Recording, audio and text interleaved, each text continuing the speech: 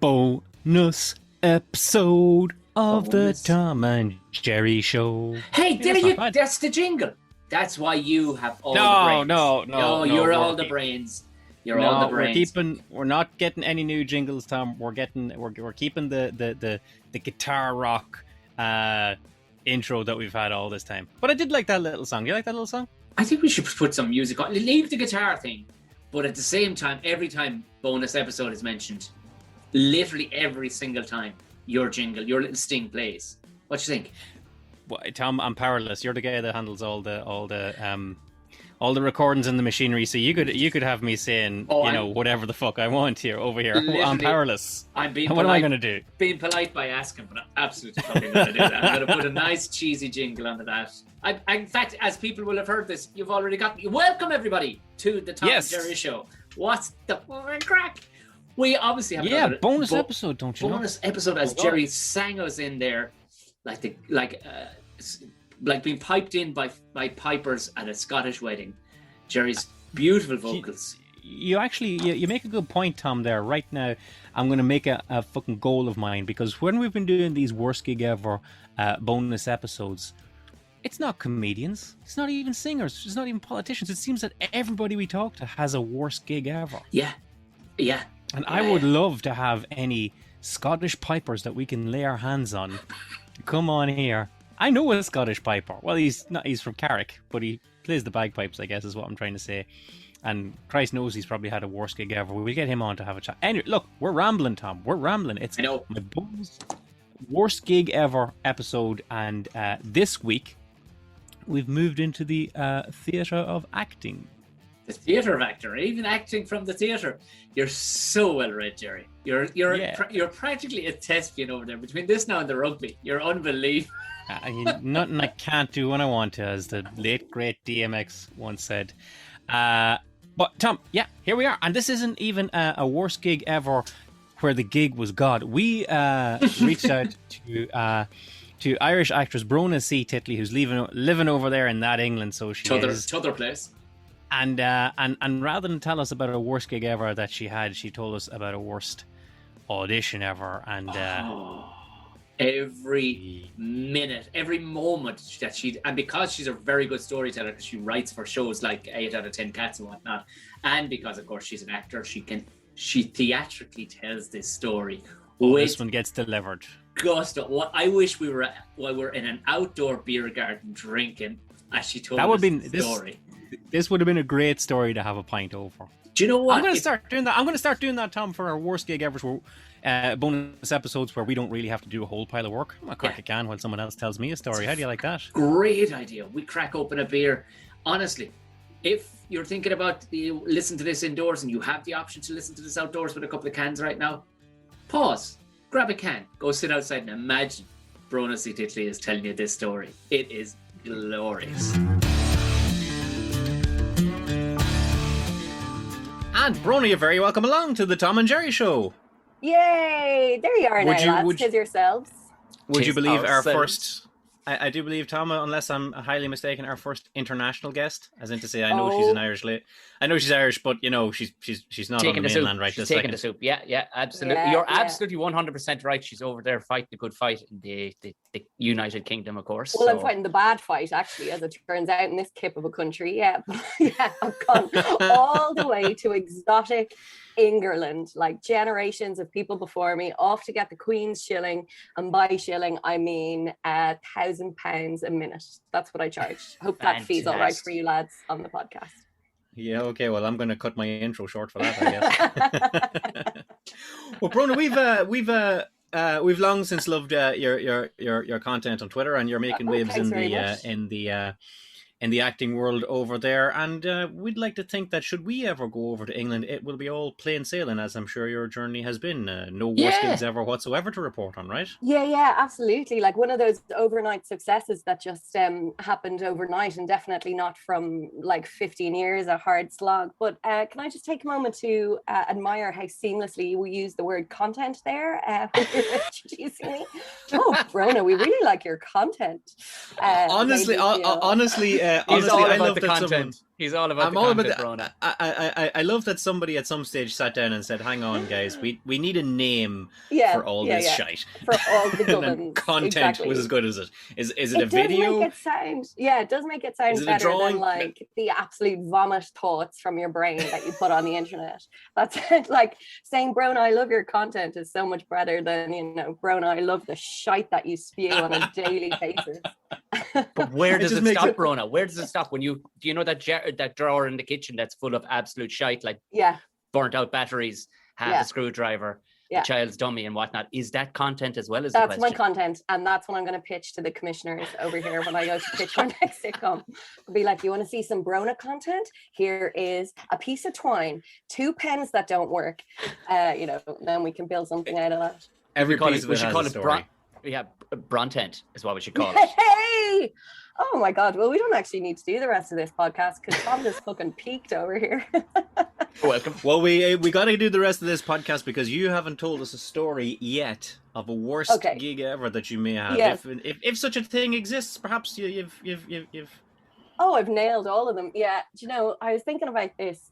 First of all, I don't want to skip over the fact that we could call it Tomtent and Gontent, but for you guys, but you know, now that I've gotten that out of the way. And actually this sort of pattern of me kind of talking and not getting down to business is exactly what happened in my worst gig ever. So actually it's a real perfect sort of tee up. So yeah, as you guys know, I'm not a stand-up. I'm a comedy writer and an actress, or an actor, as we say. And you know, I've never been a stand-up. First of all, I don't know if I'd be any good at it, but mostly because I don't actually like being dressed past 6 p.m. I just like to be kind of braless on the sofa watching David Attenborough documentaries. Understood. So my story is that of an audition instead of, you know, a traditional gig. And the audition, basically, like, I absolutely love acting. I really love it, especially love TV. That is just where my heart is. I sort of like grew up listening to sitcoms like other people listen to music. Like when my friends would be listening to, you know, Blur and Oasis, I just have Frasier on in the background. Like, that was my music. Perfect. So I always get just like absolutely demented with excitement at the thought of being on the television, despite the fact that like I actually need a modicum of like, you know, professionalism around it because it's my job. So this audition came in for a sitcom a few years ago, right? And I don't want everyone in the world to know exactly what sitcom I'm talking about, so I'm going to give it a code title, right? So I'm going to call it, let's say, Dairy Curls, right? Nobody will be able to crack. Nobody will be able to crack that code. Right. Set in the 90s, it's about a bunch of curlers from Derry trying to make a go of it at the Olympics, let's say. But anyway, I got this script in and I read it and I just thought it was the absolutely funniest thing I had ever read. And I was just giddy with the thought of even being allowed to read the script, never mind go along to the audition. And because it was set in Derry, it wasn't my natural accent. So I got a friend to like record the lines for me. And I walked around the house for like days listening to her accent, saying it out loud. I remember my mother-in-law, who's English, was staying with us at the time. And I said to her, oh, I'm really sorry if you heard me like shouting and talking in a different accent. And she was like, oh, I thought that was your accent. And I was like, God, the microaggressions out of these Brits. Wow. They don't have time to dizzy Irish Death. people up. Death by 1,000 cuts. Oh, sorry. Were you doing something different? Isn't that nice? Now, top of the morning to you. Silly person. And I was trying so hard. So I put in what I think was like a decent amount of prep for this audition, but I always forget that like going into auditions, I'm at a slight disadvantage to other actors, and that disadvantage is my entire personality. So I hadn't factored that in. That's what really came to trip me up. But I went into center of London for the audition, and it was in one of those studios where it's up like 74 flights of stairs, and Yeah. the lift is never working, or if it is, it's just you're putting an envelope into the lift and then sending that up. So you arrive up to the floor where your audition is, just sort of like red and dripping with sweat and an existential crisis. And so I went in and I went to the waiting room where there was a couple of other actors, and I swear to God, I can't remember the exact details, but a version of this happened, right? There was a few things auditioning at the same time, and one of them was this for a new American show, and it was called something like Ugly Friends. Now that wasn't quite the title, but it was definitely something to do with ugly people, right? And there was a couple of, let's say, characterful faces in the room, and one of them, she took a look at myself and another person, and she said, "I suppose we're all here for the ugly thing, are we?" Oh, jeez. Jesus Christ almighty. And I was like, no, I'm here for an Irish sitcom, actually, best of luck. And then just sort of sat there in silence, kind of dying, all of my confidence just kind of dying inside me before I went into the room. It's exactly what you want to be told before you go and put yourself on camera. And I didn't make it any easier for her as well. I didn't forgive her. I just sort of sat there seething. And eventually I got called into the room, right? Now, I cannot emphasize in words how lovely everybody in this room was. And it was a big room and it was a big audition. So there was at least the casting director, casting assistant, producer, writer, director, and then maybe one other person. So there was like 6 or 7 people in the room, and I do like an audience. And so I kind of came in like full of the joys of life, full of banter, full of charm, trying to make everybody, sort of like me and find me adorable.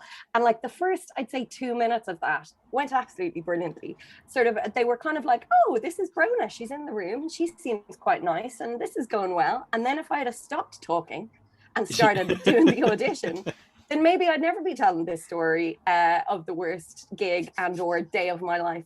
But instead, I just couldn't stop. So I was actually writing on another Channel 4 show at the time, which actually that show happened to get axed after one episode, just, in the string of great successes of my career. So I had told them, "Oh, I sneaked out of the writer's room to come to this," and we all had a good laugh about it. And then I sort of, that again should have been where I left it, but then I was sort of like, "Yeah, screw those guys. I much prefer to be here with you. Oh, I might never go back." And their faces were just sort of like, "Okay, should we do the thing?" And it had reached the point where I was sitting in the chair facing the camera, the casting director was facing me, and all the other people were down the side of the room, and they all started to look at the monitor because I was on camera. But instead of me turning to face the monitor, I just kept staring at them over the side of the room. So they were watching me on a monitor, trying to hint like, maybe it's time to do the audition now, Brona. And instead I just kept looking over to the side of the room and talking to them. Anyway, eventually I could just feel the room losing interest in anything I had to say. So I stopped talking and we managed to do the first take. Now in the first take, I had to like make a phone call. So I was holding my mobile phone. So obviously the first thing that I did was drop the mobile phone as I was trying to do the scene. But otherwise, I did an absolutely average take, like bland, not funny, not interesting in any way, but not mortifying. But one thing I had commented on when I came into the room was that like it wasn't my accent, and so I was going to do my best with the accent and see how we go. Now, the casting director, as soon as I finished the very first take, very nicely said, "Oh, good job with the accent, Brona." And I said, "Fuck off."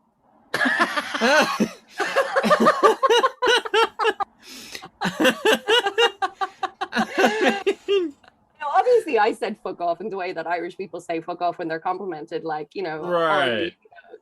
You look beautiful today. Fuck off, I do not, how dare you, that kind of thing. But that is not how it landed, lads.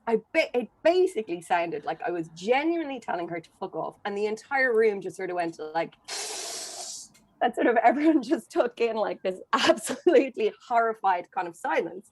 Now, you would think in order to pull that back that I would be like, "Sorry, God, that was out of line. I was only messing." But instead, I just thought, maybe if I change the subject and continue to talk about the show that I've just walked out on in order to come to this audition.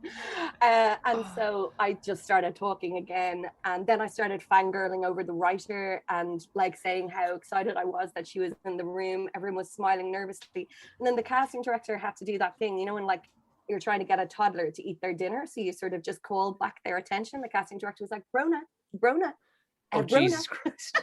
Brona, should we try the scene, Brona? And I and so eventually I went back and did it, continued to do the audition, as I could just feel like everybody in the room just kind of like pulling their faces. Did not act well at this point, because my internal monologue was like, wow, you fucked this up quite royally, actually. This has been, not only was this bad for you, this is going to be the thing they're talking about for the rest of the day. And in fact, this will be a story they tell about how actors are absolutely mad.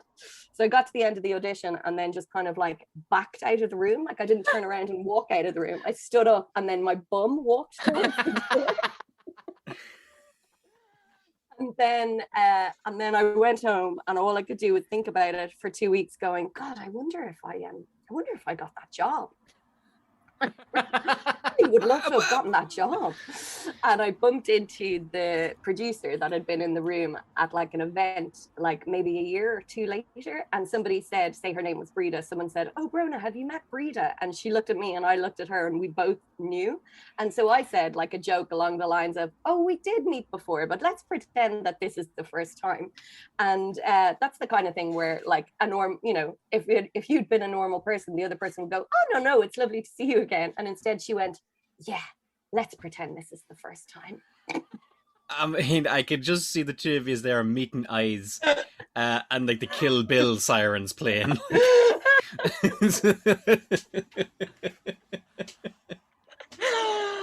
And I sort of couldn't believe it. And also I have like a high embarrassment threshold, because I do kind of throw myself into like all situations in life, but for some reason I could just never shake this. And then obviously the show went on to be like the most successful show in the history of television. So it was sort of like billboards and always trending on Twitter. And so sort of like my NAM was suddenly everywhere I went. I would just get flashbacks to me going, fuck off, right into the casting director's face. Yeah. I mean, it's a good one. I'd love to say like, and then the show, but like, where are they now? But as you said yourself, everywhere, literally everywhere. Absolutely killed it. Like they smashed it out of the park. Yeah, wow. And continue to do so. That's rough. That is tough. And it's funny because like, obviously the people who come on your podcast and talk about their worst gigs, like sometimes it's because the person, the comic who's gone on before has killed the room, or the audience just weren't getting their material, which like objectively was funny material. In my instance, no, I just fucked it. I was just I was just a nightmare. It was my fault. I have no one to blame but myself. You have done the over talking thing in auditions before, because you go, will they remember me for being charming and sweet? Like, yeah. I mean, and quite often it might just be a bunch of German people looking, okay. But in fairness, they open the floor to you, like, because it's the fuck off line is the best ever. Like, fuck off. Oh God, just fuck off. I gotta tell you, go on, Jerry. Sorry. I was just gonna say, like, I love at the start when you say, like, you've never done stand-up comedy because, like, you wouldn't think you'd be any good at it. Didn't stop me, Tom. I don't know about you. That's doesn't stop a large amount of people. Well, I think I said I had no evidence to suggest I'd be good at it, but mostly it was the work. I don't know. That's pretty tasty. That's pretty tasty. But I do think, like, I have had, I've been on telly a few times. I've been lucky enough to be cast in a few sitcoms since. And the fact of the matter is, between my best audition ever and the worst audition, there's actually just a fine line between where it is that you shut up and start to do the work. Because if you come in and you are being friendly and you are being funny and charming, then they get excited and they get interested. And then if you can deliver on camera, then actually you're a great person for the role. Like, I had a good audition once of a job that I got for TV, where as the door was shutting, I heard the writer say, Brona was everything I pictured when I wrote this part. And I was like, oh, nailed it. And there wasn't that much difference between like the start of that and the start of Derry Girls. It's just that I couldn't stop. It's just that in the Derry Curls one, I don't want to give it away. Maybe if you could edit out when I said the actual title, because I don't want people to crack it. Just my voice over going, Derry Curls. Redacted. Redacted. But there wasn't that much difference, because like it is just a fine line, and there's such a fine line between being charming and being pure mental. Yeah. And then I did a show called Damo and Ivor, and I liked that. It was a very fine line where I stayed in absolute character and started giving them grief. But it was like, I was like, actually, I'm going to stay to you, Poyle. You know, and exactly that. At one point I went, I've gone too far here.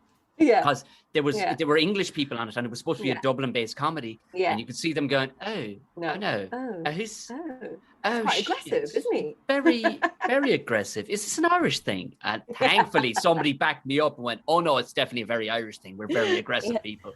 And then you looked them in the face and went, fuck off. Fuck off. Truth be told, I would love to get a role as a result of saying fuck off. How good would that be? I had one once where it was early in my career after I left drama school, and I did a decent audition. Like I didn't do the chat at the start. I did the character quite well, and I was getting out of the room, and that's when the chat began. Oh, no. And I tried to say something along the lines of, "Oh, I really enjoy you" on Twitter to the casting director. But I didn't quite say that. So what she heard was, God, you're a right little shit stirrer on Twitter, aren't you? And she just kind of went a bit pale and was a bit like, oh, I don't know about that. And then I tried to claw back and be like, no, I mean, I think that's good when people, kind of mix it up sometimes. No, it's very good. Anyway, I left the room, went to check Twitter that night, and she had deleted her account. She had left Twitter. Oh my God.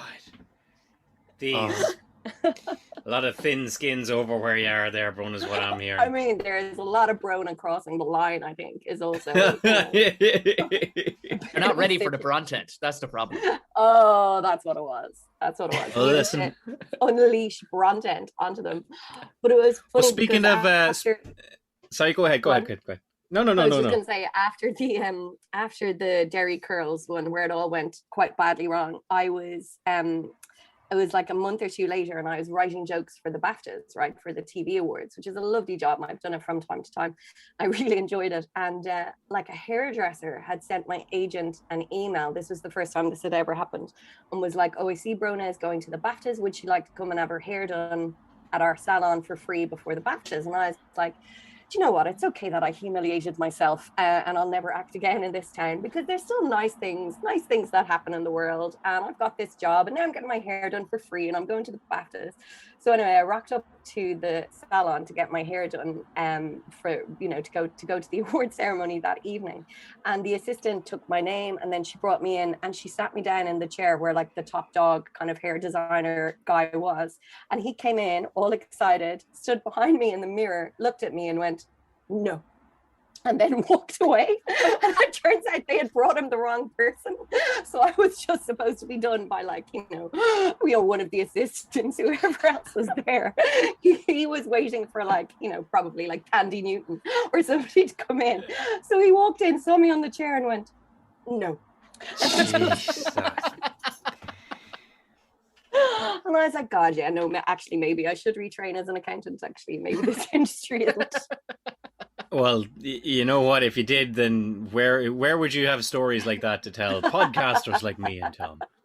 I need to know if they're opening any auditions for ugly people, because I want to give it a go with this mustache. Yeah, I'm sorry I missed that one. I wasn't actually called in for that one, so that's something to think about. Sorry, Jerry, you tried to ask me something there twice. No, I was just going to say now that is wonderful, and that is one of our worst gigs ever. It's great. It's great to hear that actors every now and then comedians will get bitterly jealous of actors who have it so easy. Yeah, every now and then it's nice to find you guys get a touch of it as well. But speaking of Brontent, where can people go to get all your Brontent there, Brona? Oh yeah, well, follow me on Twitter at Brona C Titley, where I'm just adorable 17 times a day, and I definitely won't tell you to fuck off. I think that will be the tagline for this show. Now, in fairness, though, this will be the fuck off episode. Which, but actually, do you know what? I am in a couple of things coming up. So I'm in the third series of Motherland, playing in a small part, playing an Irish nun, a very sexy Irish nun, so long as you find a completely fully clothed nun sexy. And I'm also have another part in ITV's new sitcom Buffering with Ian Sterling, which will be coming out hopefully in the summer. Brilliant. So So I've Brilliant stuff. done at least 2 auditions where I haven't managed to tell the casting director to fuck off. Lead with that next time. That's brilliant. It's great news. Like, this podcast isn't called like a couple of things Brona's in coming up. It's called it's called your worst gig ever. Well, and that was a great one. So, Brona, from myself and Tom, in the words of the guy at the end of Witness, you be careful out there among them English. Noted. Thank you. What an absolute gem of a story. Oh no. I mean, I love it. There was 2 layers to that, all running all the time, and that other one was being auditioned for across the way. I mean, I've gone for like 1 audition in my life, Tom, for a play in Carrick when I was 22, and given that I was the only man that showed up, I got the part, and then they had to have the other part played by a woman with a mustache on her. And even at that, I still think that audition process was fucking nerve-wracking. So to hear this, I'm like, God damn. Brona C. Titley, wonderful story. Tom, what can I say? The Tom and Jerry Show March is on, Tom. And season 5? Yeah, season 5 is we've got some more for him. We've got a little bit more for him. You know, we're on the precipice here. That's why I'm getting sort of stuck, because I'm seeing it. My brain just stops at, wait, are you heralding the end of season 5 or beckoning in the beginning of a mythical season 6, which may never take place if you fuckers don't have manners? Yes, end of season 5, Tom. Draws to a close this Monday. What can the people expect? They can expect fireworks, Ger. Look, it's going to be another absolute... No, look, it's the same as always. It's good crack. Turned into a couple of rows now. Almost rows between the 2 of us when it comes to a couple of things. You haven't given me quarter on a couple of things. I haven't given you quarter on a couple of things, but it is joyous to say the least. But I mean, who you know, if you want to hear a friendship erode week after week, like, share, and subscribe. The Tom and Jerry Show. I don't just fall out like a fucking married couple that are only staying together because they've nothing to offer anybody else. Available wherever you get all your favorite podcasts. When you said like, share, I thought you said, like, you were about to say like, share, and Sonny, the way their relationship. I was like, that is the most, and nobody ever called it was Sonny and Cher, but fuck it. All right, that's not what he's saying at all. McBride is on one. No, real simple. Like, share, and subscribe. Every post that you see from the Tom and Jerry Show, you're going to get us on Twitter and Instagram. At Tom and Jerry Show will get you there, or you'll follow me and Tom. We're not hard got. I'm Jerry McBride. He's Tom O'Mahony. You know how it goes. Wherever you get a podcast. That was another bonus episode. We will, of course, be back to you on Monday, but we will have at least one more bonus episode for you, because you've been so good. But as Jerry has alluded to, please go ahead, like, share, subscribe, and if you do want to write us a comment, please give us a screen grab of, because we don't always see them. There will be a competition winner. By the middle of next week, we'll have picked a competition winner who will get themselves a random prize of something or other with the Tom and Jerry Show logo on it. Have a lovely weekend, boys and girls. Gerard, will we see him again on Monday? Oh, absolutely, Tom, yes. Without a shadow of a doubt.